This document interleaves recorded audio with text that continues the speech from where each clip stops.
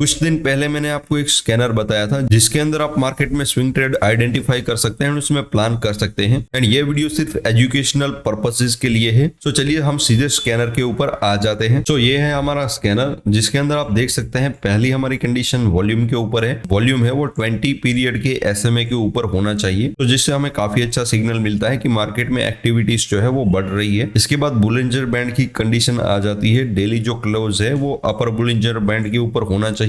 Weekly में भी market अपर Bollinger band के ऊपर होना चाहिए। बैंड आपको पता ही होगा कि इस प्रकार से मार्केट में बुलिंजर बैंड होता है। अगर प्राइस अपर बुलिंजर बैंड के ऊपर होता है तो उसे मार्केट में ब्लास्ट कहा जाता है एंड कई सारे लोग इसके ऊपर ट्रेड करते हैं। एंड जनरली भी प्राइस जो होती है वो हमेशा एक ट्रेंडिंग स्ट्रक्चर में रहती है। इसमें आप इजीली ट्रैक कर सकते हैं एंड मंथली में भी मार्केट अपर बुलिंजर बैंड के ऊपर होना चाहिए। सो हमारे तीनों ही टाइम फ्रेम के अंदर मार्केट बुलिश है। इसके बाद RSI की कंडीशन आती है कि वो 60 के ऊपर हो। वीकली एंड मंथली के अंदर भी है। काफी सिंपल एंड काफी इफेक्टिव ये स्कैनर है। तो चलिए इसके हम पास्ट बैक टेस्ट डेटा देख लेते हैं कौन से स्टॉक्स इसमें आए थे, क्योंकि नजदीक के स्टॉक्स हम अभी एनालाइज नहीं कर सकते हैं। तो यहाँ पे आप देख सकते हैं, तो ये जून 25 का डेटा है एंड पहला स्टॉक हमें ऑयल कंट्री ट्यूब्यूलर लिमिटेड देखने को मिलता है। तो चलिए देख लेते हैं कि ये स्टॉक हमें कहाँ पे देखने को मिला था। लेकिन आपको प्रायर भी इसकी हिस्ट्री देख लेनी है कि अगर स्टॉक कंटिन्यूस रैली करते आ रहा है तो क्या इसमें पोटेंशियल रह सकता है। तो स्विंग ट्रेडिंग के लिए मैं जनरली आपको सजेस्ट करूंगा कि आप 1:3 एंड उसके बाद 4-5 इसमें होल्ड कर सकते हैं। क्यों मैं आपको 1:2 इसमें नहीं कह रहा हूँ एंड आपको 1:3, 4 एंड इवन 5 के बारे में कह रहा हूँ। स्टॉक में जनरली क्या होता है, अगर एक अच्छा ट्रेंड होता है तो मार्केट कंटिन्यूस रैली करता रहता है एंड डेली टाइम फ्रेम के अंदर आप होल्ड करके आपको काफी अच्छा एक एक्सपीरियंस ट्रेंड फॉलोइंग का मिलता है। और अगर आप मार्केट में 1:2 फॉलो करेंगे, इवन आप इसमें प्रॉफिटेबल रह सकते हैं। लेकिन मार्केट अगर आपको खुद ही 1:3 दे रहा है तो आप वो होल्ड कर सकते हैं। अगर मार्केट में प्रोबेबिलिटी कम लग रही है, जैसे कि स्टॉक्स काफी अच्छे बढ़ चुके हैं, इसके बाद ये हमारे रडार में आए हैं, तब आप 1:2 प्लान कर सकते हैं, जैसे कि इस जगह के ऊपर हमें मिला था। तो स्टॉक यहाँ पे बड़ा मोमेंटम कर चुका है। एंट्री हमारी कहाँ रहेगी, काफी सारे लोगों का यहाँ पे सवाल यही रहता है। हम मार्केट में स्विंग ट्रेडिंग कर रहे हैं, सो अगर मार्केट ये स्विंग ब्रेक करता है तभी आपको इसमें पोजीशंस जो है वो बनानी चाहिए, या इसमें आप ट्रेड प्लान कर सकते हैं, या यहाँ पे एक डब्ल्यू पैटर्न बनना चाहिए एंड डब्ल्यू पैटर्न के ऊपर मार्केट में बाइंग कर सकते हैं। डब्ल्यू पैटर्न कुछ नहीं है, सिर्फ आपको एक डबल बॉटम देखने को मिलनी चाहिए डाउन की साइड में एंड ये किसी भी प्रकार की हो सकती है, जैसे कि यहाँ पे फॉर्मेशन बना है डब्ल्यू पैटर्न का, लेकिन कभी भी मार्केट इसके ऊपर क्लोज नहीं की है। अगर इसके ऊपर एक स्ट्रॉन्ग क्लोजिंग होती तो वो जो लास्ट स्विंग होता, जैसे कि आप सोच लीजिए कि ये रेड कैंडल ना बनकर यहाँ पे ग्रीन कलर की कैंडल बनी होती, तो यहाँ पर आप 110% इसमें ट्रेड ले सकते हैं, काफी अच्छा इसमें रिटर्न मिल सकता। इसके बाद का स्टॉक देखते हैं। तो यहाँ पे डेकन है, ये भी हमें 25 जून के अंदर देखने को मिला था, जो कि करीबन इस जगह के ऊपर है। तो जैसे मैं आपको बता रहा था कि मार्केट में स्विंग्स जो है वो ब्रेक होने चाहिए, उसके ऊपर आप एंट्री प्लान कर सकते हैं एंड ये स्विंग के नीचे आप SL प्लान कर सकते हैं। एंड इवन यहाँ पे आप देख सकते हैं कि एक डब्ल्यू फॉर्मेशन हुआ है। ये अगर स्विंग था सो मार्केट में first leg of pull back आया, then second leg of pull back आया, तो यहाँ पर ये डब्ल्यू पैटर्न हमारा कंफर्मेशन होता है एंड इस डे के हिसाब से आप एडवांस में एंट्री ले सकते हैं। एंड इवन यहाँ पर ये जो स्विंग बना है इसके हिसाब से भी आप लिख सकते हैं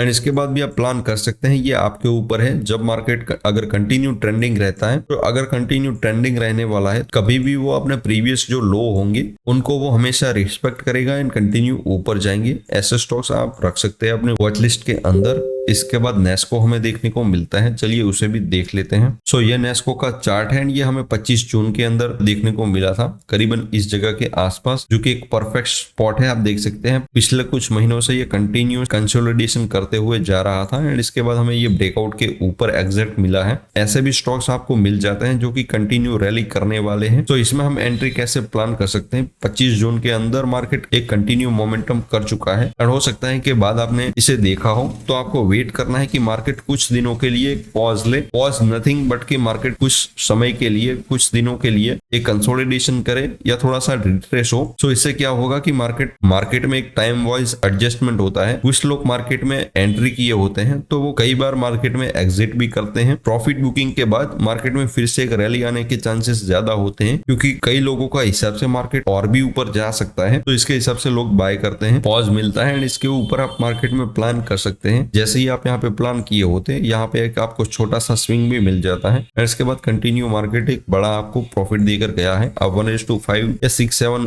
8 भी इसमें प्रॉफिट टारगेट कर चुके होते। जो प्रोफेशनल ट्रेडर्स होते हैं उनके आप कभी भी देखेंगे तो वो भी मार्केट में लॉसेस करते ही है, लेकिन जब वो लॉस करते हैं तो वो उनके अकाउंट का ज्यादातर हिस्सा नहीं लॉस करते हैं। जहां पे रिटेल ट्रेडर क्या करता है, कोई भी स्टॉक के अंदर अगर उनका कैपिटल 1 लाख रुपए है तो इसमें ये 20-30 हजार 40 हजार ऐसे डालकर बैठ जाते हैं।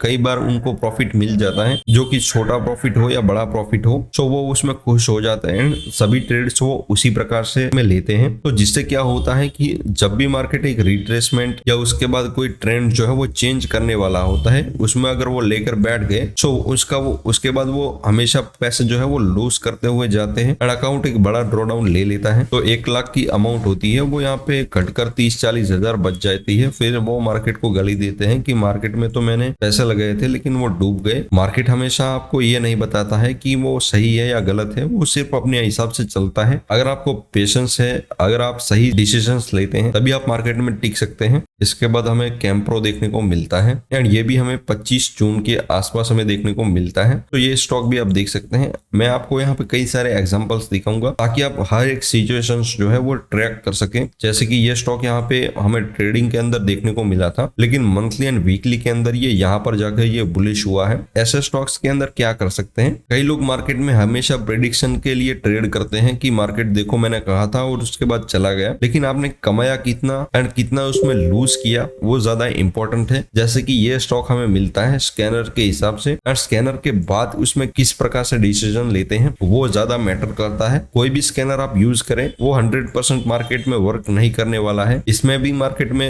अगर ये डाउन ट्रेंड है एंड इसके बाद भी अगर कुछ स्टॉक्स हैं तो ये फिल्टर आउट कर दे ही देगा, लेकिन अगर सभी मार्केट ही इसमें गिरने वाले हैं एंड इसके बाद भी आप बाइंग के लिए बैठे हुए हैं तो ये आपकी गलती है, क्योंकि वो ड्रॉडाउन फेज के अंदर है। जो भी आपकी स्ट्रेटेजी है या जो भी आपकी प्रोबेबिलिटी है वो ड्रॉडाउन के अंदर है और स्टिल आप इसमें बाइंग के लिए सोच रहे हैं, तो आपको अपना रिस्क जो है उस समय आपको सिर्फ मेंटेन करना है, क्योंकि कभी भी मार्केट डाउन ट्रेंड के अंदर नहीं रहने वाला है एंड कभी भी साइडवेज के अंदर नहीं रहने वाला है। उसके बाद मार्केट में कई स्टॉक्स हमें देखने को मिल ही जाएंगे जो कि आपकी फिर से विनिंग एक्टिवेट कर देंगे। सो उस टाइम के बीच में अगर आपने अपना कैपिटल इसमें गवा दिया तो मार्केट में जो विनिंग फेज आएगा उसके अंदर आप मार्केट में प्रॉफिट एंजॉय नहीं कर पाएंगे, क्योंकि आपका कैपिटल जो है वो साफ हो चुका है। और कई सारे लोग होते हैं, मतलब कि 90% लोग होते हैं वो साइडवेज पीरियड के अंदर ही अपना 90% या 100% कैपिटल गवा चुके होते हैं। एंड कई सारे लोग ऐसे भी होते हैं जो कि डाउन ट्रेंड के अंदर भी बाय करके बैठे होते हैं या बाइंग के स्टॉक्स जो है वो आइडेंटिफाई करके स्विंग्स लेते रहते हैं एंड कंटिन्यू ड्रॉडाउन्स जो है वो फेस करते रहते हैं। तो आपको ऐसा नहीं करना है। ये स्टॉक हमें इस तारीख के अंदर देखने को मिला था। सो जैसे कि मैंने आपको बताया कि आपको स्विंग हाई मार्क कर लेना है। स्टॉक स्विंग हाई के ऊपर जाना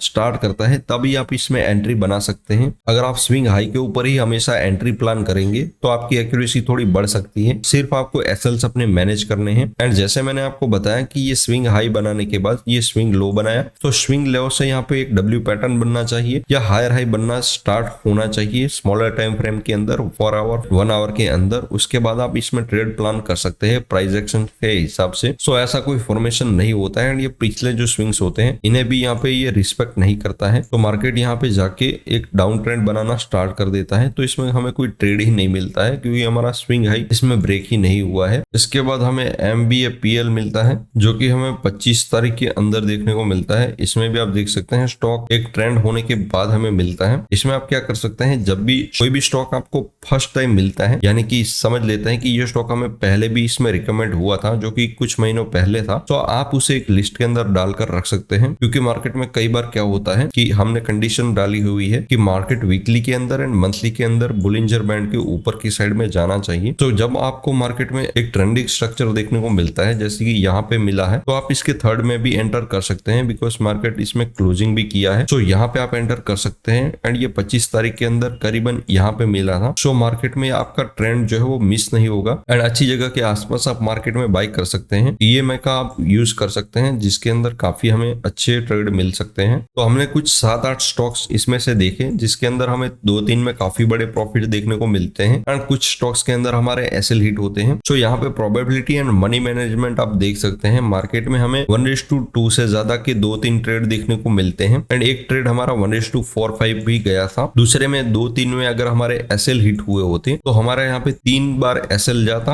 एंड हमें उससे ज्यादा का प्रॉफिट मिल चुका होता। सो यही होती है ट्रेडिंग। इस प्रकार से अगर आप प्लानिंग करते हैं तो आपके विनिंग के चांसेस बढ़ सकते हैं। आई होप आपको ये वीडियो पसंद आया होगा। अगर आपके कुछ डाउट्स हैं तो आप मुझे कमेंट सेक्शन में पूछ सकते हैं, जिसके मैं आंसर कर दूंगा। इस वीडियो के लिए इतना ही। Thank you for watching.